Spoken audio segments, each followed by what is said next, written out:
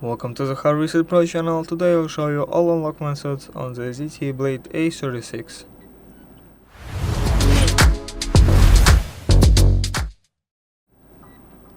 So first of all, open settings with the shortcut here, or if it's not there, scroll down from the top of your screen and press this little gear button.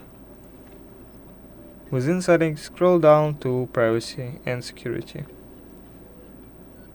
And in here, scroll down to device unlock. First you need to set a screen lock. Let's set a screen lock. You can choose from a pattern, a pin or a password. I'm going to choose a pattern. So set your pattern, make sure you remember it, but don't set it to this one because it's not secure. Now as you can see we have all unlock methods in this menu. So let's set a face lock. First enter your pattern. We have a privacy statement. Let's ignore it. And now press create now and look in the camera.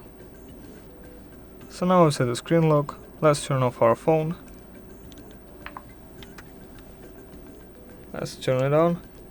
Look in the camera, and as you can see, it unlocked.